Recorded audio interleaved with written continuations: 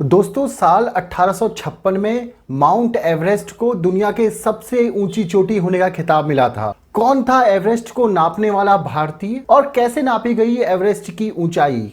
दोस्तों जब mount Everest की ऊंचाई सबसे पहले नापी गई तो रिजल्ट ठीक 29,000 फीट आया था और देखने में ये ऊंचाई कुछ ज्यादा ही नीट थी। दोस्तों अब सर्वे करने वालों को लगा कि कहीं लोग इस पर सवाल ना उठा दें, क्योंकि इतनी एक्यूरेट ऊंचाई नापना बहुत नामुमकिन था। इसलिए अंत में इस ऊंचाई में 2 फीट और जोड़ दिए गए और ऊंचाई हो गई 29,002 फीट। दोस्तों पहले इस चोटी का नाम पीक 15 हुआ करता था, परंतु बाद में इस चोटी का नाम जॉर्ज एवरेस्ट के नाम के आधार पर एवरेस्ट रख दिया गया। दोस्तों जॉर्ज एवरेस्ट 1830 से 1843 के भारत के सर्वेयर जनरल हुआ करते थे। हालांकि इस चोटी की खोज जॉर्ज एवरेस्ट ने नहीं की थी, परंतु उन्हें सम्मान देने के लिए इस चोटी का नाम एवरेस्ट रख दिया गया।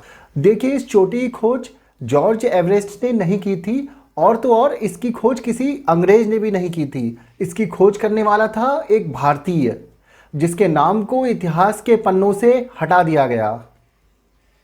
दोस्तों आज के वीडियो में हम इन्हीं भारतीय के बारे में बात करेंगे और बताएंगे कि किस तरह से इन्होंने एवरेस्ट की ऊंचाई की गणना की और कैसे इस भारतीय के नाम को इतिहास के पन्नों से हटाकर एवरेस्ट का नाम जॉर्ज एवरेस्ट के नाम पर रखा गया। दोस्तों एवरेस्ट की बात करें तो तिब्बत में इसे चोमोलुंगमा और नेपाल के लोग इसे सागर माथा कहकर बुलाते हैं। दोस्तों खोज की शुरुआत होती है सन 1802 में, जब ब्रिटिश ईस्ट इंडिया कंपनी ने पूरे भारतीय उपमहाद्वीप पर सर्वे करने का निर्णय लिया था। इस भारतीय उपमहाद्वीप में होने वाले सबसे बड़े सर्वे को द ग्रेट ट्रिग्नोमेट्रिकल सर्वे भी कहा जाता है और इसी सर्वे के काम में हिमालय की ऊंचाई का पता लगाने का काम भी था। दोस्तों उस समय नेपाल और तिब्बत में विदेशियों का आना लगभग प्रतिबंधित था, तो अब इस चोटी की ऊंचाई को मापने का काम कैसे किया जा सकता था, क्योंकि हिमालय पे चढ़ने का काम या तो तिब्बत से होकर जाता या फिर नेपाल से होकर जाता था। दोस्तों इसीलिए हिमालय के तराई भागों का सर्वे किया जाना पक्का किया गया और हिमालय के तराई का सर्वे शुरू हो गया। दोस्तों इस पूरे काम में दिक्कत थी सबसे ठंडे मौसम की, क्योंकि हिमालय का मौसम अत्यंत ठंडा है, कभी भी बर्फबारी हो जाती थी। इस वजह से ये काम केवल साल में 3 महीने ही चल पाता था। ऊपर से उन दिनों मलेरिया का भी बहुत ज्यादा प्रकोप चल रहा था, इसीलिए हिमालय का सर्वे करने में सबसे ज्यादा समय लग रहा था। दोस्तों साल था 1843। इस समय भारत के नए सर्वेयर जनरल एंड्रू स्कॉट बने। उन्होंने बिहार में भागलपुर, उत्तर प्रदेश में पीलीभीत, पश्चिम बंगाल में दार्जिलिंग से सर्वे करने का काम शुरू किया। इसी सर्वे के तहत सबसे पहले कंचनजंगा की ऊंचाई नापी गई, जो 28,000 फीट से कुछ अधिक थी। दोस्तों इसी टाइम पे स्कॉट ने कंचनजंगा के पीछे एक और चोटी को देखा, जो लगभग 230 किलोमीटर की दूरी पर थी। स्कॉट के सहायक थे जॉन आर्मस्ट्रॉन्ग और इन्होंने दूसरी तरफ से इसी पीक को देखा और इस पीक को नाम दिया गया पीक बी। दोस्तों इसके बाद स्कॉट ने अपनी डायरी में लिखा, कंचनजंगा के पीछे एक और पीक दिखाई दे रही है जिसका नाम है पीक बी और मुझे लगता है कि इसकी ऊंचाई कंचनजंगा की ऊंचाई से ज़्यादा ऊंची है और इसका मेजरमेंट किया जाना अत्यंत आवश्यक है। दोस्तों इसके बाद स्कॉट वॉ ने जेम्स निकलसन नाम के व्यक्ति को ऊंचाई मापने के लिए मेजरमेंट लेने के लिए भेजा। निकलसन ने 5 अलग अलग स्थानों से लगभग 30 ऑब्जर्वेशन किए और इसके बाद उन्होंने तमाम गणनाओं के बाद पीक बी की ऊंचाई 30,200 फीट नापी, परंतु उनसे इस पूरे काम में छोटी सी गड़बड़ी हो गई। उन्होंने पीक की ऊंचाई नापते वक्त लाइट के रिफ्लेक्शन को ध्यान में नहीं रखा और इस तरह से उनकी पूरी गणना गलत हो गई। इसके बाद निकलसन को मलेरिया हो गया, जिसके कारण उन्हें वापस अपने देश भेज दिया गया और आगे की गणनाओं के लिए पीक बी का नाम पीक 15 कर दिया गया। दोस्तों अब एवरेस्ट की ऊंचाई मापना बहुत मुश्किल हो रहा था, लेकिन 1852 में देहरादून के सर्वेयर ऑफिस में एक व्यक्ति पहुंचता है और कहता है कि मैंने एवरेस्ट की ऊंचाई को नाप लिया है। दोस्तों इस भारतीय का नाम था राधानाथ सिकदर।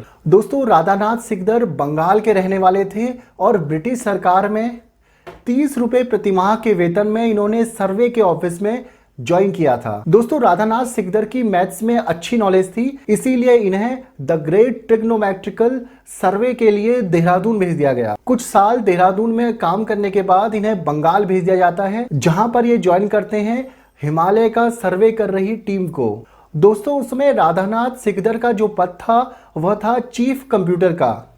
उस समय कंप्यूटर तो हुआ नहीं करते थे, इसलिए मानवों को ही गणना करने के लिए रखा जाता था और उन्हें ही कंप्यूटर का पद दिया जाता था। दोस्तों एंड्रू स्कॉट के साथ काम करते हुए राधानाथ सिकदर ने दार्जिलिंग से हिमालय की चोटियों का मेजरमेंट लेना शुरू किया। दोस्तों एवरेस्ट की ऊंचाई मापने के लिए दिए गए सिकदर के योगदान के लिए इतिहासकार जॉन लिखते हैं, बहुत संभव है कि सिकदर की गणनाओं ने पहले ही प्रूव कर दिया था कि एवरेस्ट दुनिया की सबसे ऊंची चोटी है। दोस्तों इतिहासकार बताते हैं कि एवरेस्ट की ऊंचाई का डेटा जब पब्लिश हुआ तो उसे देखने से साफ पता चलता था कि राधानाथ सिकदर ने एवरेस्ट की ऊंचाई नापी है। दोस्तों इतिहासकार बताते हैं कि राधानाथ के काम से जॉर्ज एवरेस्ट इतने प्रभावित थे कि उन्होंने राधानाथ सिकदर को अपना दायां हाथ बनाया था, परंतु एक भारतीय होने के कारण राधानाथ सिकदर को हमेशा ही भेदभाव झेलना पड़ा। दोस्तों इस भेदभाव के संबंध में आपको एक वाक्य बताता हूँ। हेनरी थुइलर नाम का एक अधिकारी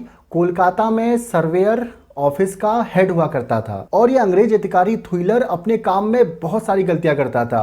राधानाथ सिकदर हमेशा इन गलतियों को ठीक किया करते थे, परंतु बार बार होने वाली गलतियों से परेशान होकर राधानाथ सिकदर ने एक बार हेड ऑफिस को खत लिखा और उसमें इस अधिकारी द्वारा बार बार गणना में की जाने वाली गलतियों के बारे में बताया, परंतु भेदभाव के चलते राधानाथ सिकदर पर ही यह दबाव डाला गया कि आपको लिखित रूप में इस अधिकारी से माफी मांगनी होगी।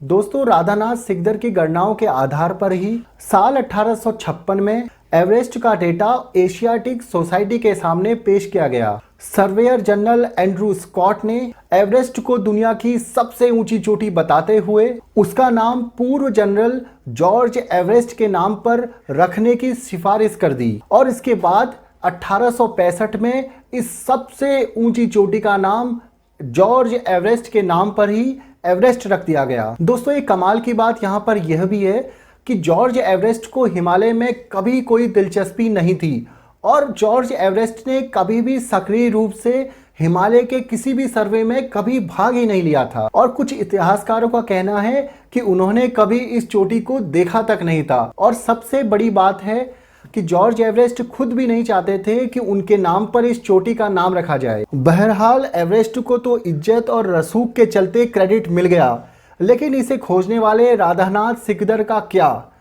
साल 1861 में the manual of surveying for India नाम से छपी पत्रिका के पहले संस्करण में सिकदर का नाम बाबू राधानाथ सिकदर के नाम से दर्ज था और उन्हें कंप्यूटिंग टीम के हेड होने का क्रेडिट भी दिया गया था। लेकिन जब 1875 में इस मैनुअल का तीसरा संस्करण छपा, सिकदर का नाम उसमें से गायब हो चुका था। दोस्तों लिव हिस्ट्री इंडिया नाम की वेबसाइट में छपे एक आर्टिकल में मयूर मुल्की लिखते हैं कि सदियों बाद 2011 में कुछ शोधकर्ताओं ने सिकदर के बारे में और जानकारी इकट्ठा करने की कोशिश की। इस खोज में वो पश्चिम बंगाल में कोलकाता से कुछ 50 किलोमीटर दूर चंदन नगर पहुंचे। यहां उन्हें राधानाथ सिकदर के नाम पर एक गली का नाम मिला। पता चला कि रिटायरमेंट के बाद वो यहां आकर बस गए थे और साल 1870 में उनकी मौत हो गई थी। उनका घर और बाकी निशानियां तोड़ी जा चुकी हैं। राधानाथ सिकदर के योगदान को लंबे समय तक भुलाए रखा गया, परंतु अब 21वीं सदी में कई लोग अब एवरेस्ट की खोज में उनके योगदान को नए सिरे से सामने ला रहे हैं और पूरी दुनिया को यह पता चल रहा है कि वास्तव में एवरेस्ट की खोज एक भारतीय राधानाथ सिकदर के द्वारा की गई थी। दोस्तों इस वीडियो को अपने दोस्तों, अपने फैमिली और अपने सभी चहेतों के पास जरूर भेजिए और सभी को बताइए कि एवरेस्ट की खोज राधानाथ सिकदर, जो कि एक भारतीय थे, उनके द्वारा की गई थी।